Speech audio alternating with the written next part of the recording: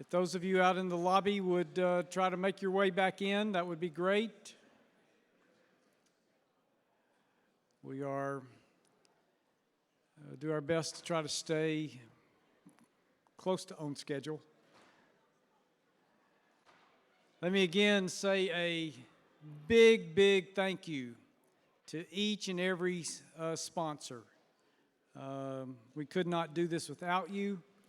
Your generosity and support means more to us than we know how to say.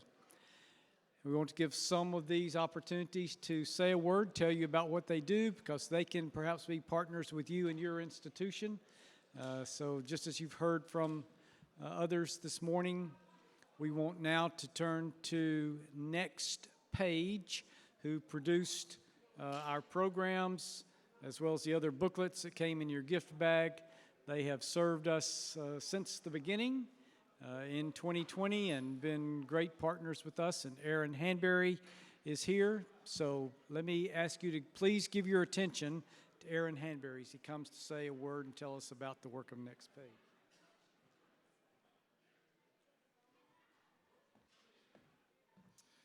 Good afternoon session. If you and I have talked in the past couple of hours, we may have talked about Made to Flourish, for whom I also work. We may have talked about Common Good Magazine, which is a magazine I developed for them. But as Dr. Dockery can attest, God in his kindness allows us to do more than one good thing. And one of the other good things I'm able to do is work with institutions like yours. In fact, several of you out here I have worked with already. A word of background, I am a magazine journalist. I worked for a national brand as editor, during which time we were able to reach around 70 million people annually across our platforms. Additionally, I worked in higher education, so there came a point when I realized that in Christian higher ed, the needs for quality communications, for fundraising and admissions are increasing, and the resources, both personnel and financial, are decreasing. And so me and some of my national media colleagues tried to figure out a way to fix that. And we think we have. So if you are someone who needs to raise money and recruit and retain students, and you'd like to do so in an excellent way, perhaps we can help. I'm around the rest of the week. My name is Aaron, and we're Next Page. Thanks.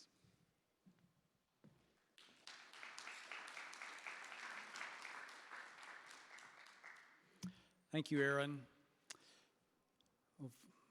One of the things that we want to do in the work of IACE is make sure we are connected to the I of International Alliance for Christian Education, to remind us to think internationally and globally, to remind us of our responsibility to try to serve those in the next generation who will be prepared for what is clearly a global world by the middle of this century, if not already.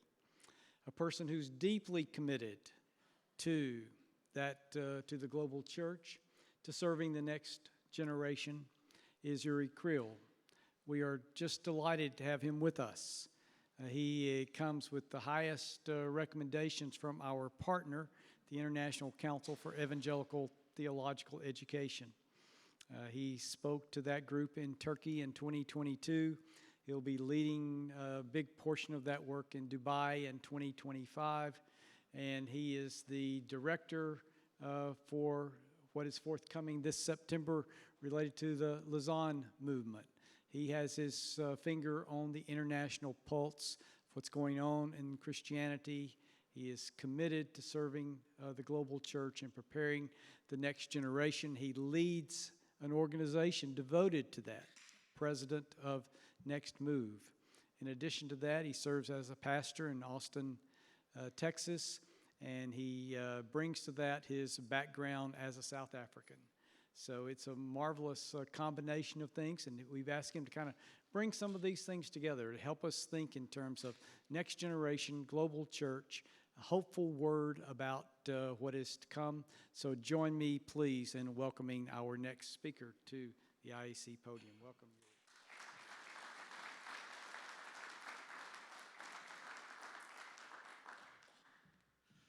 I don't know how to follow that introduction. That's a lot of pressure right there. It's great to be here, and it's great to share the graveyard shift with you this afternoon. So I thought it'll be good for us to have a little bit of fun as we do that. A couple of years ago, when we moved from South Africa to here, I was pastor for preaching at Hill Country Bible Church in Austin for Tim Hawkes. What an incredible statesman and leader in Texas he is for the Baptist church, but he and beyond, and the Bible churches. But he's a great father in our city, and I was very privileged to kind of step into that role and him allowing me to share his pulpit from time to time. But it was about the fourth time that I preached that a lady came up to me after the service. And she was coming with a walker. So she was standing in line to speak to me. And, you know, it's a relatively large church, so there's a lot of people. So she patiently waits with a walker to make her way to the front. And when she comes to the front, she turns her ear to me as if she can't hear me.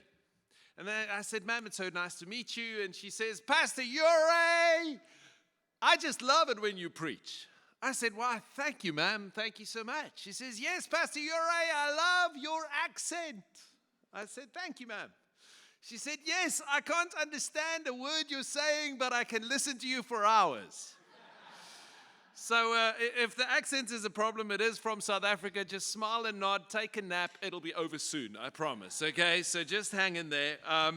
But what we're going to do this afternoon, and let me see if I can... oh, there we go. It's working. Okay, so what we're going to do is we're going to speak about what we can learn from Tetris, a draft horse, and Madagascar about the future and collaboration. Okay, so that's what we're going to do this afternoon. It's graveyard shift. We've got to use all the tricks, pictures, the whole deal. We're going to pull it all out. We're also going to collaborate together. So what I need you to do is I need you to scan the QR code. Now, I know for some of you that sounds complicated. Don't worry about it. Open your web browser on your phone and go to the website menti.com and insert the code 72008312, okay? I know this seems like a lot of hard work, but I'm not going to survive the graveyard shift alone. And if you do this, you can text for the rest of the session without paying any attention, and everybody will be thinking you're participating. So I'm giving you an out here. Make sure you scan this, but we're actually going to speak together. We're going to have some questions together. Rather than people having to walk up to the mics at the end, you're going to submit questions, and the audience is going to vote on which questions I answer. So you actually get to vote, participate, comment. I'm trusting you guys because comments are going to appear on the screen. So if you get bored or sleepy, you're welcome to just say, "What's the point?" at any point in time. Feel free to entertain the rest of the people here as we go. But you've got comments, you've got likes, you've got all kinds of things you can do to participate. But in order to do that, you've got to either insert the code, go on the web browser, insert the code, or scan the QR code right now. I will periodically bring it up again. But one of the things you can do, like I said, is you can ask a question. So if you also want to take a screenshot of any of the slides or download the slides at the end, you will be able to do this throughout the presentation. And I will also make my email address available at the end because I learned in the previous session that that's a cool thing to do. So I'll do the same thing. And that way you can mail me and I'll send you the presentation if you need it. So at any given point in time during this presentation, if you look on your screen right now, if you scan the code or you inserted the code, you'll see that at the bottom left or bottom right, there's a little conversation sign there. And if you click on that sign, you can submit a question. So at any given point in time, if a question comes up and you go, "Man, how does that work?" Or "I'd love to hear more about that," just submit the question. The rest of the audience will be able to see those questions. At this point in time, we've got one question, and it already has 10 votes. So well done for whoever asked us a question. But I'll be able to see the questions come in as we go, and it might just be that you are able to turn this into a better presentation than it is. So please do help me this afternoon. I need all the help I can get. But we're going to do that. And as we're thinking about that, let me ask you a question quickly as we go.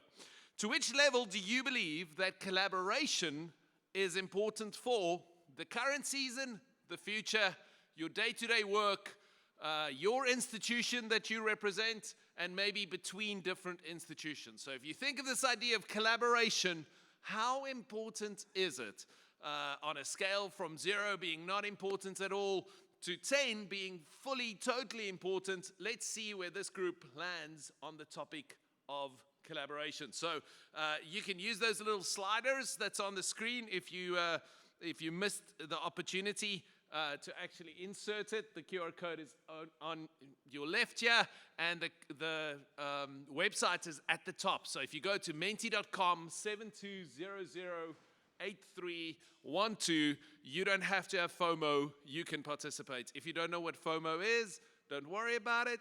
Just Google it, okay? You'll get there. Okay, so it seems like this room, at least for the 53 of you that's voted thus far, the idea of collaboration is quite important. And the reality is that you think it is important, but you do think that it's more important for the future than the present. Why is that?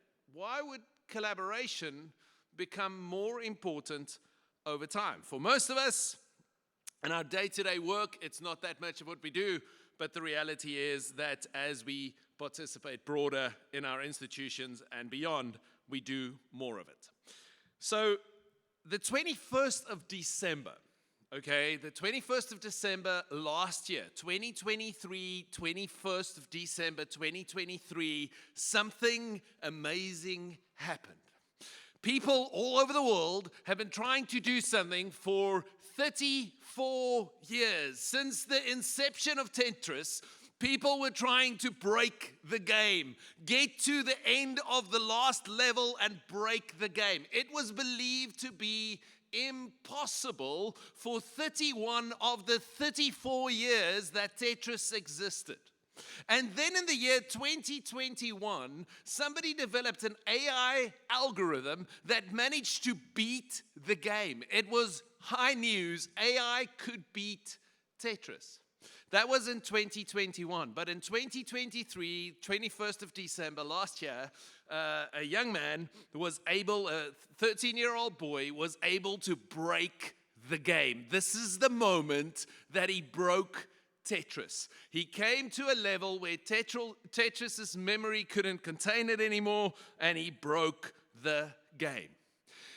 If you analyze this, you're going to learn a lot about the current state of affairs and the season, the moment in history that we find ourselves in. Firstly, you're going to learn that AI and what's happening technologically is not going to push us backwards. It's not going to cause us to innovate slower. It's actually going to stir on human innovation. When they interviewed this young man and they asked him, what made you believe you could do it? He said, if a computer can do it, I can do it. Nobody knew if there was an end, but the moment I saw the end, I knew that's what I wanted to do. So AI actually inspired him to move ahead. The second thing that they realized is that the reason he was able to break the game was because of Tetris communities all around the world that was sharing information, sharing skills, and sharing different techniques. Apparently, there was some button technique, and they explained it, but I still don't get it, that helped him break the game. And community and collaboration was key to him breaking the game. We are finding ourselves at a unique moment in history. In theological education, you are living in a world that is changing at a pace quicker than what the world has changed ever before in its history. It is harder to be relevant than ever before, and the reality is that we are more challenged by past successes than any generation before us. And the reality is, unless like the sons of Issachar in the Bible, we discern the times and we understand the times, then these times are going to leave us behind. And we might usher in a generation like the generation of Joshua chapter 2 verse 10 that does not know God nor the things of God. What an incredible, heart-wrenching, challenging presentation we just sat through about the de-churched. And I have the privilege of leading an organization amongst a couple of other irons I have in the fire called The Next Move, which exists for turning around the trajectory of Christianity in the next generation, a community of leaders in 71 countries that's working together process.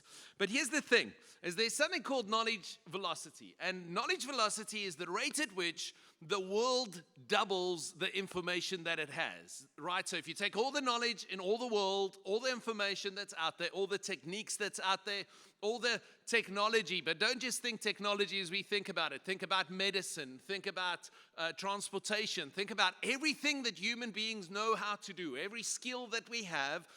It takes a certain time for it to double. So around the time of Christ, they estimate that it took about 1,000 years for the knowledge that people had to double. And it would make sense, right? If you think of the time of Christ and you think of, the middle of the Dark Ages, 1000 AD, the reality is that people lived different. There was a couple of new technologies, maybe a trebuchet or a catapult. But, it took about 1,000 years for the way that people lived to change dramatically, for the information that people had to double.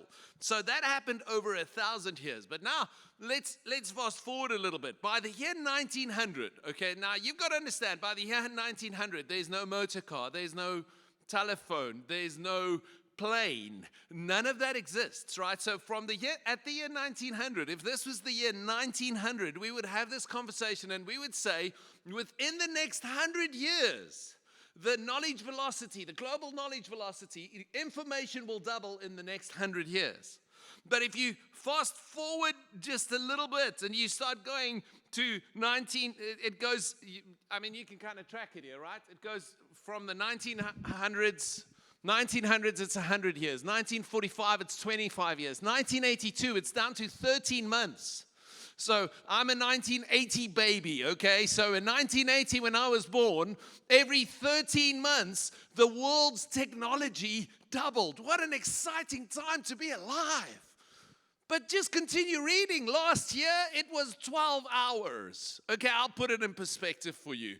When you woke up this morning, from the time you wake up to the time you go to bed, what we know as human beings double. That used to take 1,000 years. It now takes the time you are awake before you fall back asleep. The reality is the world is changing quicker than what the world has ever changed before. And what that means is that it's harder and harder and harder for us to be relevant. Because this is relevance. Relevance is essentially this: when the rate of change outside of you or the rate of change outside of your organization is higher than the rate of change inside of your organization, the thing that follows is irrelevance. And the reality is that we have to work harder at relevance than ever before within our organization. Your educational institution has to work harder at relevance today than what it had to a year ago, than what it had to 10 years ago, or than what it had to 100 years ago. And if we don't figure this out, we will become irrelevant to the world that we are amongst. We will become utterly irrelevant. We can become irrelevant in the space of a year, in the space of a decade, in ways that it would take 100 years to become irrelevant 50 years ago. What a fun time to be alive. You're going quieter and quieter and quieter. I'm worried here. I promise it gets better. Not yet, but it does get eventually. So how do we predict the future? Because here's the thing, the decisions you're making today has to actually not deal with tomorrow, because by tomorrow things would have changed too much. So you've got to start making decisions that set you up further in advance. You've got to structure in a way that keeps you relevant longer in advance as a theological education or as a Christian education institution. And it's hard. It's hard to predict the future because the future has layers to it, right? So imagine for a minute that this over on the left here, this is the now, this is the present, this is the moment you find yourself in, and it kind of runs out that way into the future. And as you look at the future, you've got this cone of possibility ahead of you, right? There's a plausibility. If you kind of try and predict things, then there's a plausibility, and maybe you can draw a smaller circle that's a probability, and then at some point you've just got to take a projection and you think, if I assess the current trends, if I look at the current reality, this is where things are going. Leadership doesn't just project the future, it actually decides on a preferred future and starts leading in that direction. It makes up its mind, what decisions am I going to make that's going to change where things are going to go if I just leave them there. But it's hard to predict the future, right? It's hard to understand the moment that we're in, but yet the Bible teaches us and reality shows us that it's important for us to understand the moment we live in. Do you remember Kodak? Do you remember Kodak? Okay, some of you would understand when we grew up, Kodak was a big deal. Do you guys remember? Kodak was a big deal. Kodak isn't a big deal anymore because they developed something called the digital camera. And they said, this is dumb. Nobody's going to use this. Bye-bye, Kodak. Who remembers BlackBerry? Who owned a BlackBerry? That was amazing. Biggest telecom company in the world. Biggest seller of cell phones. Who remembers Nokia? Nokia went on the record to say touchscreens are stupid. Maybe not, right? The reality is, how are you not going to be the next Kodak, the next Nokia, the next irrelevant part of the world? How is the church in the USA not going to be looked at by historians in 100 years that we were the generation that ushered in the darkest age in Christianity in 1,000 years? How do we turn that around? How do we take what at this point in time we've just been described, what is probable, what is plausible, in fact, what is projected, is that we're heading for the dark ages. How do we turn that around? How do we take our institutions, how do we take our spaces, and we set it up for an uncertain future? So how do we predict the future? I love this. Steve Jobs said this. He said, you can't connect the dots looking forward. You can only connect the dots when looking backwards. But here's the thing. When you do connect the dots looking backwards, it actually enables you to predict the future. So Robert Kiyosaki said this. He said, the best way to predict the future is by studying the past. So if we could understand the moments we're in, if we could look back, we'll pick up on some trends that'll help us predict the future and shape the future in a way that makes sense. So we don't have time for that this afternoon. There's a simple thing that I'm sure all of you encountered at some point in your life, and if you don't like economics, this is a great place to take a nap. But it's the supply and demand curve, right? You're familiar with the supply and demand curve? So something very interesting is happening with regards to the supply and demand curve and the world that we live in, right? So basically, we can go into the details, but when supply is high, scarcity is low, and when scarcity is low, price is low, right? But when something is scarce, then it becomes valuable because everybody wants it, everybody's willing to spend money on it. Here's the thing.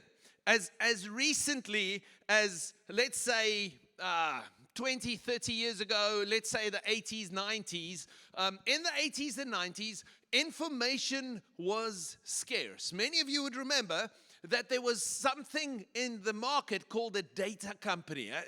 Any one of you involved in economics of the 90s and the late 80s, early 90s, there was these data companies. And what they sold is they sold information.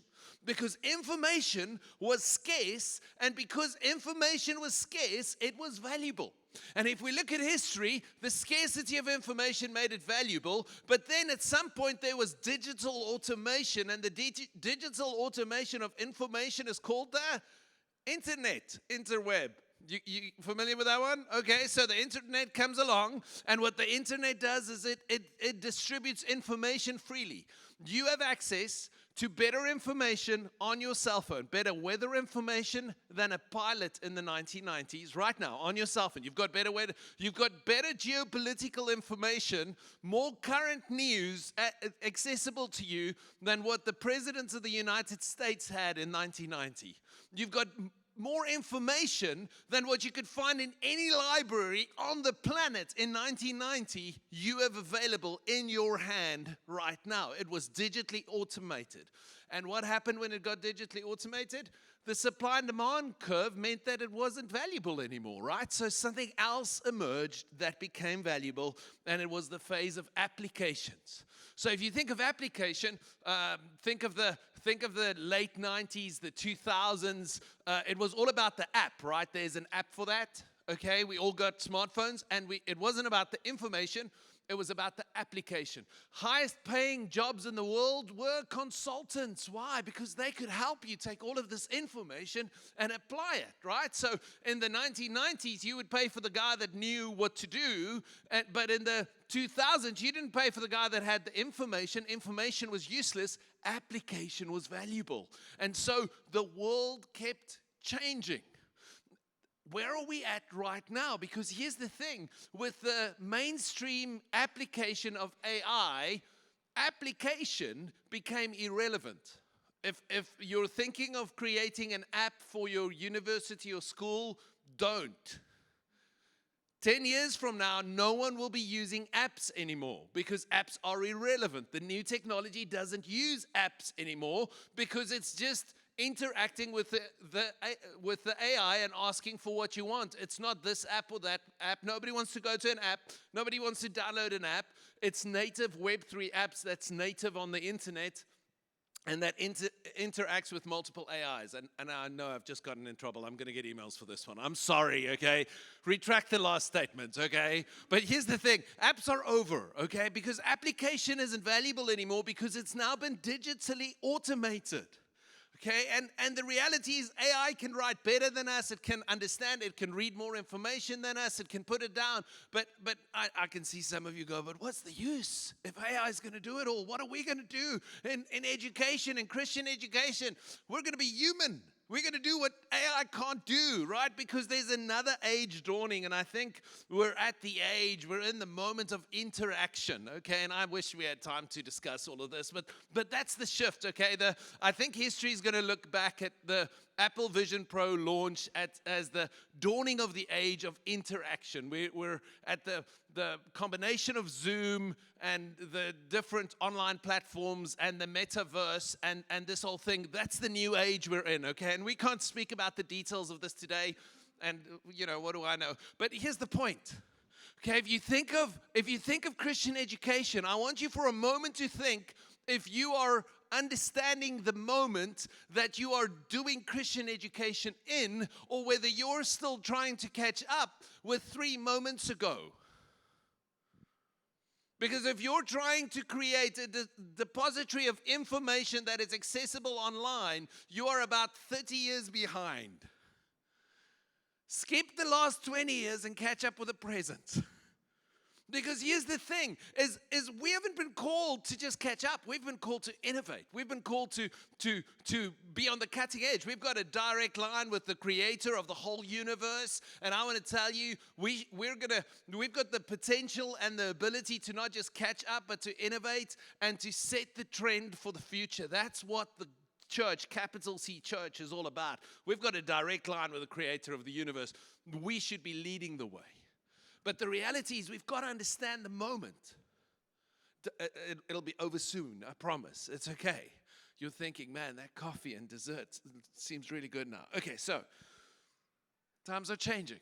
We've got to change with them. We've got to catch up with them. We've got to see what's been happening and pick up what's going to happen next so that we can journey into this future together. So how do we map the unknown? And I'm going to quickly look at 3 different studies or 3 different processes that happened. And from these 3 things, I'm going to draw 1 principle this afternoon. It's the afternoon. We can't do 2 principles. We'll just do 1, okay? So we'll do 1 principle from 3 global studies. So I'm going to quickly tell you guys, I'm going to take you on a trip around the world. We're going to quickly do 3 big global studies. And then from these 3 things, I'm just going to draw 1 principle that I want to share with you.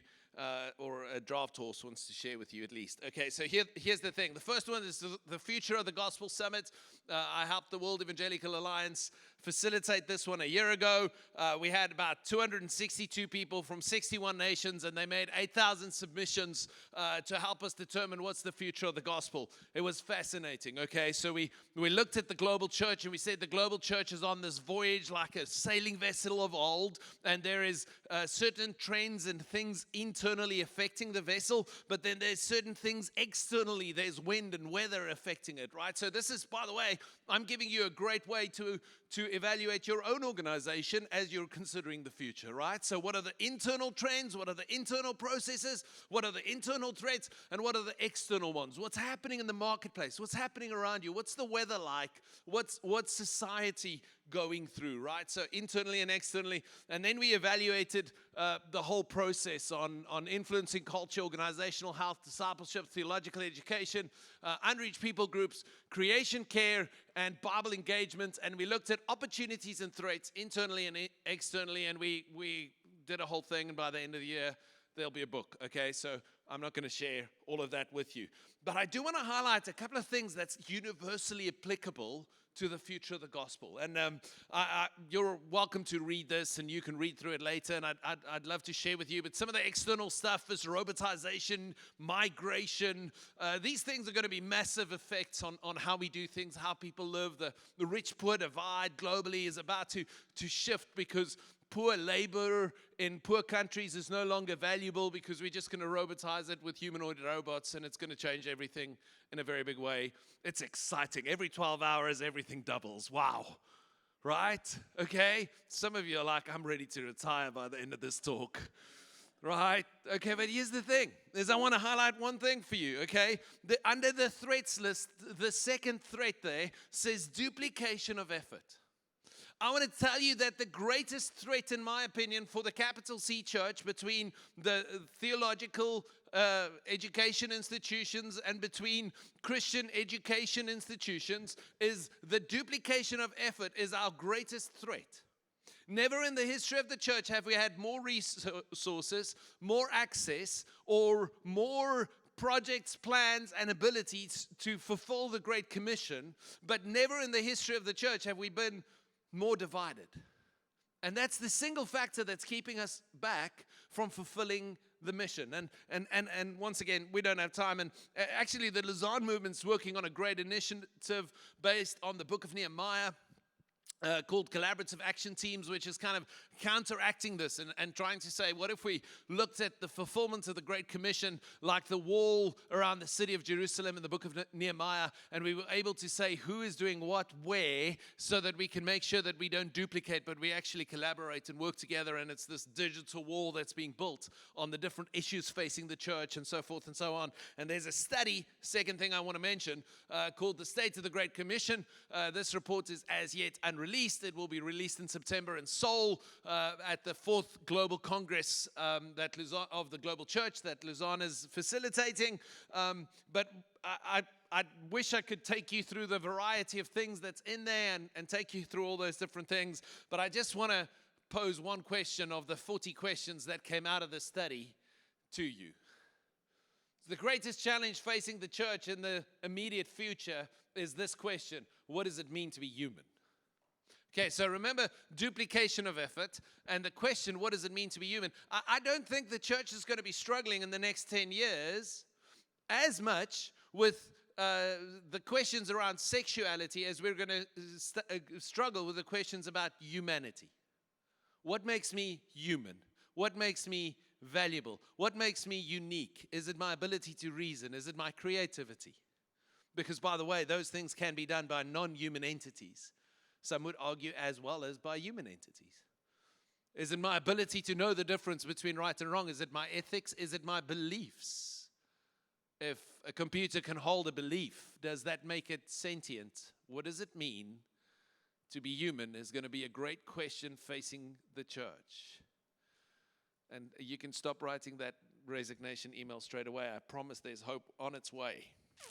The last thing I want to mention to you is Davos, the big economic forum that happened recently in Europe, and the World Economic Forum got together at Davos, and they had this whole study of the dramatic effect of artificial intelligence on the global economic landscape, and there's a whole list of stuff. There's a shakeup coming. They're basically waving a red flag and saying the world we live in is about to change, and if you've heard nothing this afternoon, then I hope you've heard that we've got to be set up. So with all this doom and gloom and everything that we've gone through this afternoon, I want to share a little bit of hope with you, and I see the questions list is getting long, so I'm going to leave some time for those questions. And please do vote for your favorites so that we can make sure to get on those favorites. You can just press that button and add them in there. But I want to share with you a single strategy that I believe can future-proof every one of the organizations represented in this room and every one of us. I think there's a key that all these different sets of data, all these different bits and pieces conveys to us about how we can go into the future and actually be effective in seeing the kingdom of God come. Remember Tetris, right? The AI was actually an acceleration of human effort, and the communities that was built around it enabled him to learn skills that he didn't have to beat Tetris. Remember how the young man beat Tetris? Now, here's the thing with draft horses, is draft horses actually teaches us that collaboration is effective. And these animals are incredible animals. I don't know if you've ever gotten around to a draft horse. They're these huge horses, and one draft horse is actually able to pull 8,000 pounds by itself. A single draft horse, right? So if a single draft horse could pull 8,000 pounds, you would argue that two draft horses could pull 16,000 pounds, but you would be utterly and totally wrong, because two draft horses don't pull 16,000 pounds. Two draft horses pulls 24,000 pounds. Why? Because we are better together.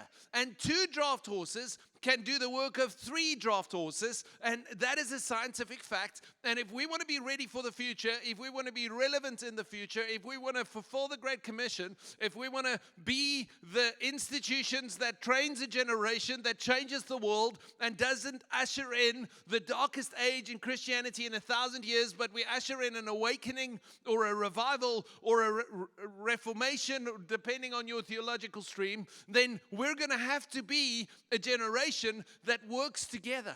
And here's the interesting thing about these draft horses. If you take two of them and you just put them together, right, they immediately go from doing the work of two to doing the work of three.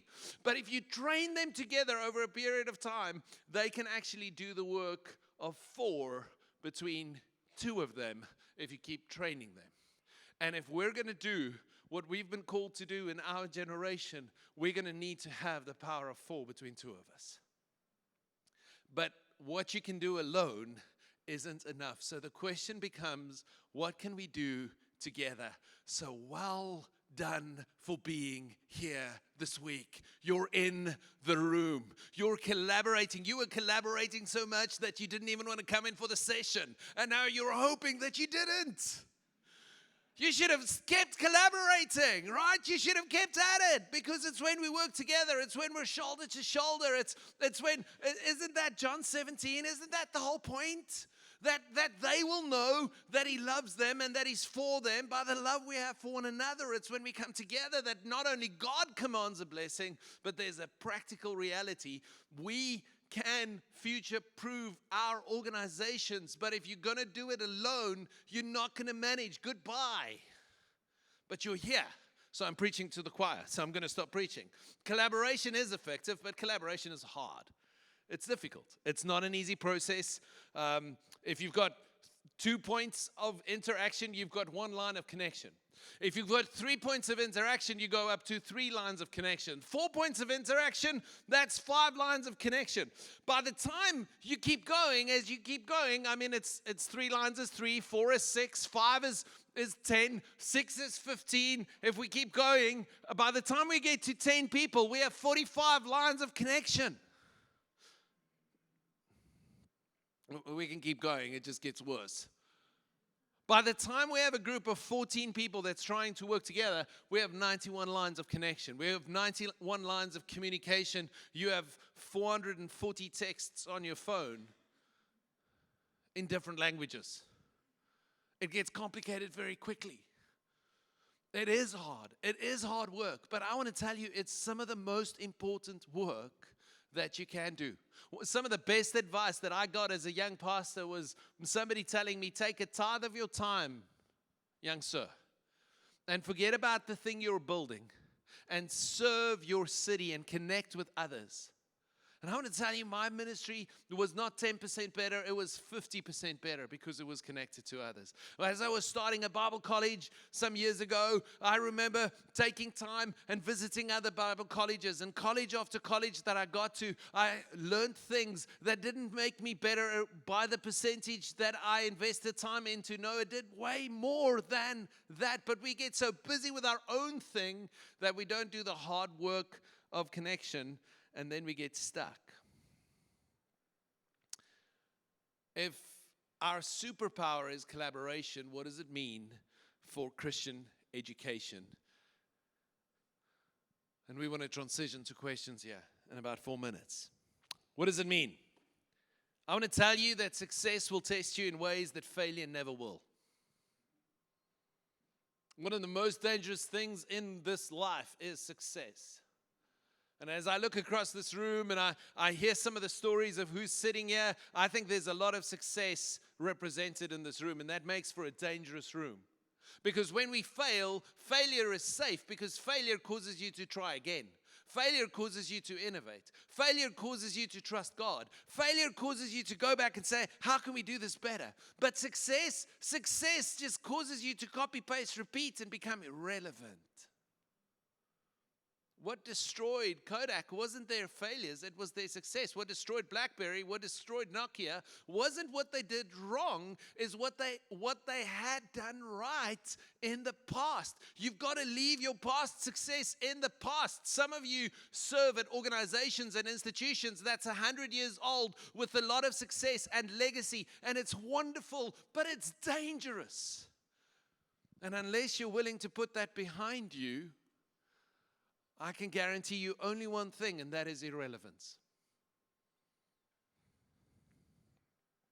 You've got to rethink what it is that you're doing. You've got to rethink theological education. You've got to rethink Christian education. You've got to rethink what it means to be an institution in this day and age. You've got to rethink education at its core. You've got to redesign the way people lecture classes. You've got to redesign the way people engage. You've got to rethink what it means to learn, what it means to pass, and what is quality control. You've got to rethink all these things, because if you don't, you will become irrelevant. Your very legacy will be the thing that will drag you down, because success will test you in ways failure never will. Second thing that I want to leave with you today is that the polycentric approach to Christian education is key. We've got to figure out how to do it from everywhere to everywhere. We can't do it from the west to the rest, and we cannot do it from one place to another. In fact, we can't even do it from the front of the class to the back. We've got to figure out how to do it from everywhere to everywhere. We've got to figure out how to do this polycentric thing, and my friend Joe Hanley wrote a great book on this, and if you're interested, I think it's the Polycentric Leadership Institute is his institution. But we've got to figure out, how do we make it a collaborative affair? The superpower of the future is not God's man of power for the hour. It's not having the best lecturers. It's not having the best teachers. It's not having the best curriculum. It's having the best collaborative system. And unless you're willing to change in that direction, I want to tell you that your leadership and your curriculum and the things that you have, even your values, is going to age out too quickly for the rate at which the world is going to change. So we've got to figure out how to have firm centers. Let's not compromise on what we believe, but we've got to have soft sides that's pliable, that's agile, that's willing to learn from everybody in the organization. In the organization that I lead, I make sure that whenever we make decisions, we're listening to 20-year-olds on those decisions, because they understand the world we live in better than what I do. And I don't think I'm old, although somebody in an interview yesterday, when he said something, and I said, how old do you think I am? And he said, about 55. And I'm like, I'm 44. Anyway, not a good moment, by the way, still traumatized.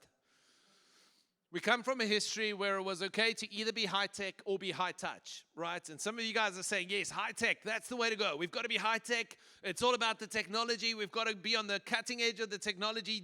Distance education, let's get the word out there. Let's use the latest things. That used to be the case. And others are here. You're saying, no.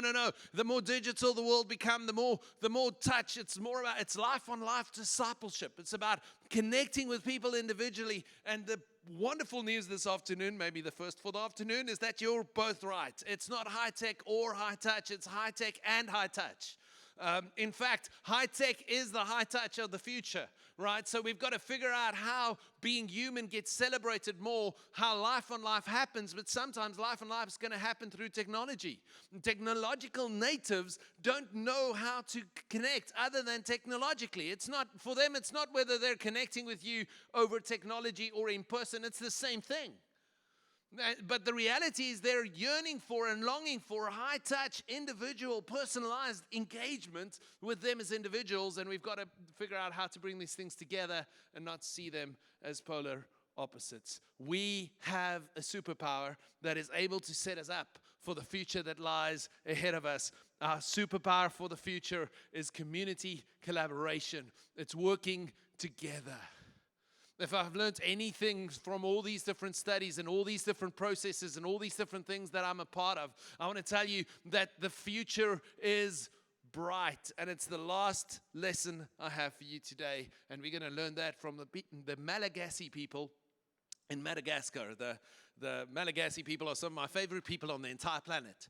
They are short little people that came from Malaysia, which is a far way away from Madagascar, and they traveled through the Middle East, picked up some language there, and then they came through Africa, and they were literally chased away from tribe to tribe to tribe to tribe, and they learned a language that sounded more like singing than what it sounds like language. They've got all this repetition in their language, and then they eventually got chased into the ocean, got into little boats, ended up on the island of Madagascar, populated it, the French took it over, and now today it's the modern Madagascar. I know you just thought there was lemurs out there in King Julian, but there's a little more to Madagascar than that. But the Malagasy people taught me a very important lesson, and I've spent quite a couple of months of my life helping the church on the island of Madagascar in the city of Antananarivo. That's a capital city, by the way. You can win trivia so badly without Google if you just knew that. But they taught me something. We were having a conversation about the Malagasy people always being late. They always show up late to every event. And I was speaking to some leaders, and after a couple of days of the 9 o'clock meeting starting at 11, I've had enough. And with my Anglo-Western mentality, I decided today is the day that I teach these leaders a lesson about being punctual. So I sat them down and I explained to them that time waits for no man. And they looked at me and they said, no. And I said, what do you mean no? I've been waiting for you every day, and we had a plan, and if you don't stick to your plan, nobody's going to take you seriously in life. And they looked at me and they said, Jurie, you don't understand time. You want to come here and tell me that as a human being, you're in control of time? And you're pitching this whole idea of your diary and your schedule and how you're scheduling things out and you're planning ahead and you're planning time. And you're telling me time waits for no one. I want to tell you how it works in Madagascar. I said, yeah, please do, because I don't get it. They said, this is how time works in Madagascar. Is we are stationary and time is coming towards us. So the right time to start the meeting is when everybody arrives for the meeting. I'm still struggling a little bit. Lots of German heritage, yeah. But you know what? I actually learned something from the Malagasy. Because if you think about it, God's outside of time, right? God's not trapped in time. He's outside of time as he's outside of space. So God is in all of space, at all of time, all the time. So God is in the past, the future, and the present at this time, and he's looking at all of creation in any given point in time as if it's a creation. So he can look at all of space and all of time at the same time, because God is outside and beyond all of that.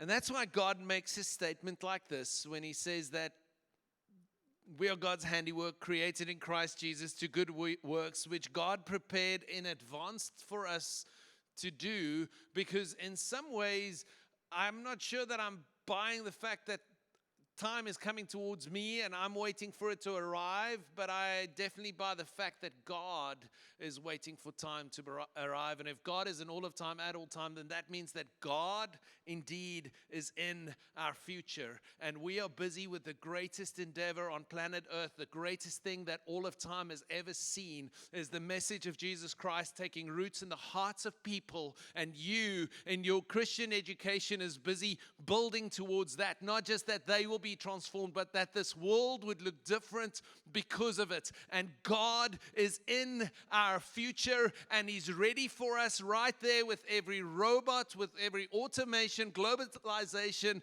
artificial intelligence, augmented reality, virtual reality, and whatever else might come. God is in our future, and He's inviting us into a bright new day. Amen. Amen. Any questions? Apparently, there's a couple. This is the part where you get to ask some questions, and I see there's a couple of them. We'll probably get to the first 2 or 3 before our time runs out in about 8 minutes. Is that give or take? 9 minutes. There we go. One extra minute right there. Okay, so what stood out to you from this presentation while you're thinking about questions? By the way, if you want to ask a question, just press that little question button at the bottom there on the app. Let me pull this up for you guys so that you can see the joining instructions if you haven't seen it. There we go. It keeps disappearing on us. Anyway, menti.com at the top, 72008312.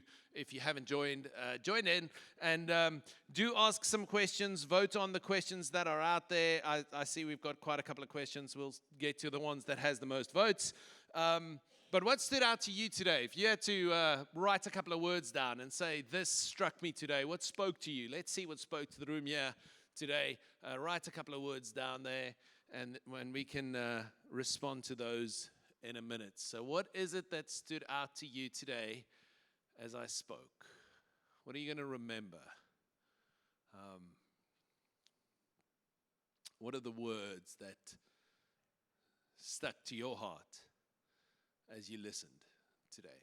Speed, do not get outrun, relevance, success is a course. Oh, success is a curse. Sorry. Gospel. No apps. Sorry. Relevance. Missions. Collaboration seems to have stood out to many of us. Give you another moment if you want to respond. Add a word to this. Jesus is in our future. God owns the future. Love that. Time, energy, missions, gospel. Good. Okay, so now I'm going to give you another little exercise to just toggle some questions and let you reflect for a moment.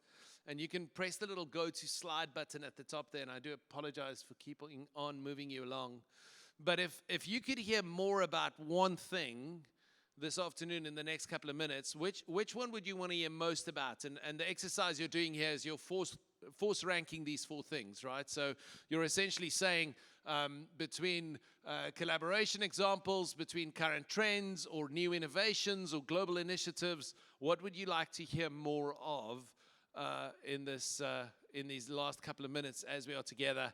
And maybe this will set you up for the next season. It seems like collaboration examples and new initiatives are the stronger, the higher desires in the room, although, current trends and global initiatives are not far behind. Collaboration and examples is pretty high. And I'll try and focus on those as I go through answering the questions here. So once again, if you want to read through the questions, you should be able to do just that at this point in time. What does a draft horse have to do with the gospel? That is the most important question. Clearly, I've done a great job this afternoon. What does a draft horse have to do with the gospel? I hope I answered that one as we went. Yes? Yes, fantastic. Wonderful. I can say asked and answered. There we go. Show question. And then we can say that one's done. Okay, so let's do the next one. if we have moved from information to application and now interaction, what is the most effective way we can cultivate interaction as biblical institutions? This is a fantastic question, and I really believe that by asking this question and by this room agreeing to this question, the room is proving that it's smarter than any one individual. Because here's the thing, answering this question in your institution is one of the most important things you can do right now. I believe that this is directly connected to the idea of collaboration. So if you were to ask for a minute, how can you turn your classes from monologues to conversations, you're on the right track. If you're thinking of how you can teach through learning and conversation rather than through individuals or books, I believe you're on the right track. If you're working on how to figure out how to create curators of information rather than repeaters of information, then I believe you are on the right track. Because we've got to teach people through peer review and through conversation and through community and relationship how to evaluate what is right and true rather than trying to create an a priori to them. And please don't hear me wrong. I'm not saying that the Bible isn't true. The Bible is the ultimate truth, but the Bible was never written to be interpreted by individuals. So many of you are Bible scholars, right? The Bible was written by communities to communities.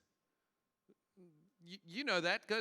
The letters we write, we're telling you, when you read this together, it was written from a community to a community, and if it is to be understood, it's supposed to be understood by a community. And if we can teach people how to understand the Bible in community and with mutual accountability and without separation, we will actually line them up better for an uncertain future than if we tell them our interpretation or the best possible interpretation that we can find. The Bible is absolutely true. But the world isn't in the mess that it's in, and the church isn't in the mess that it's in because it doesn't believe in the truth of the Bible. It's because it's misinterpreting the truth of the Bible. Okay, sorry. Moving right along. Apple Vision Pro might be the dawn of an interactive phase. Yes, it's definitely an emphasis of it. What are you seeing?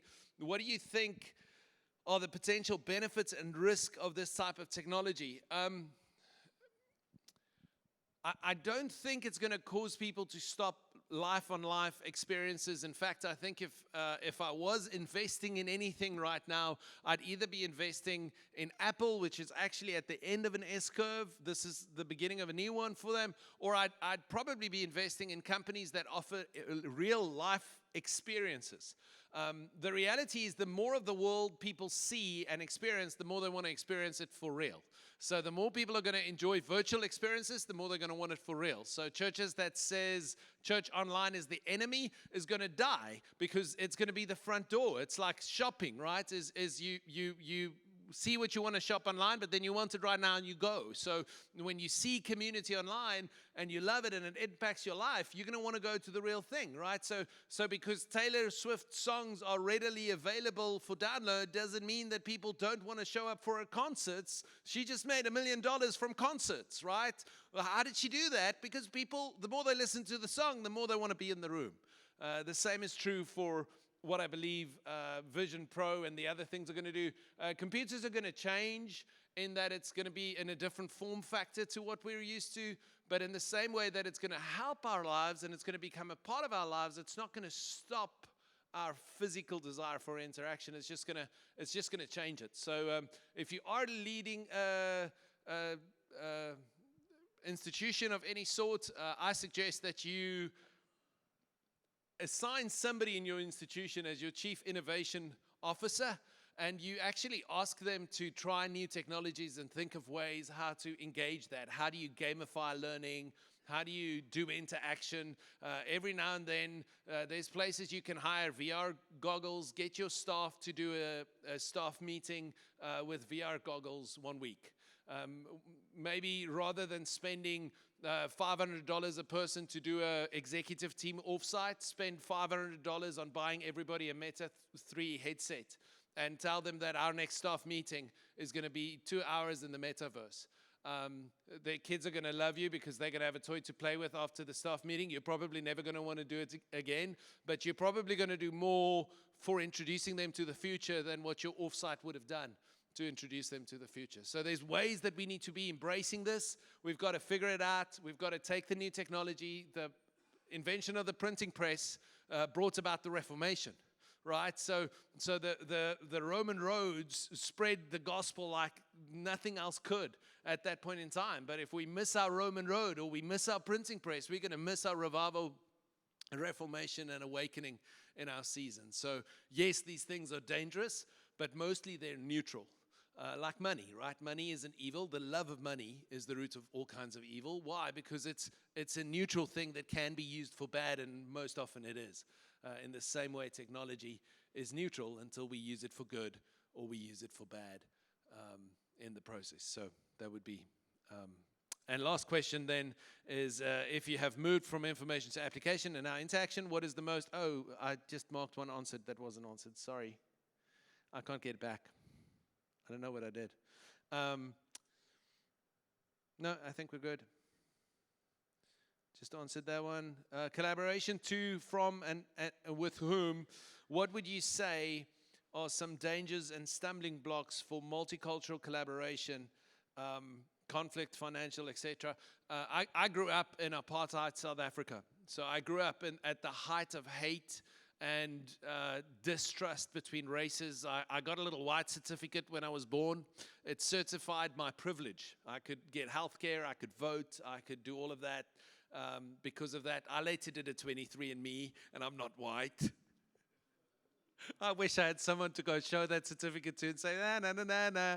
I'm actually a bit of a United Nations. I've got 20% black and, Nigerian, Sub-Saharan African, Mongolian, a little bit of Indian and all of that in there. So I was wrongly certified white, which I think was really funny. But I grew up in the midst of that. But here's the thing, is we all want to cultivate, you need trust in order to get to the point where you can have true love or true collaboration or true teamwork, right? So it's built on trust. But collaboration is built on trust. But what is trust built on? Trust is built on truth. And it's only dangerous if we're not willing to embrace the truth, if we're not willing to hear one another's truth. And the threat to racial reconciliation isn't an abundance of communication, it's political correctness and not asking the true questions, because without truth, you can't have trust, and without trust, you can't have collaboration. So as long as you build the truth into the conversation and you face the brutal facts, you can get to trust, which will get you to collaboration. It was an incredible privilege for me to spend this afternoon with you. As promised, juriekriel.info, or simply scan the QR code. I would love for this to be the beginning of the conversation and not the end of the conversation. And if there's any way I can be helpful to you in the future, please do not hesitate to ask.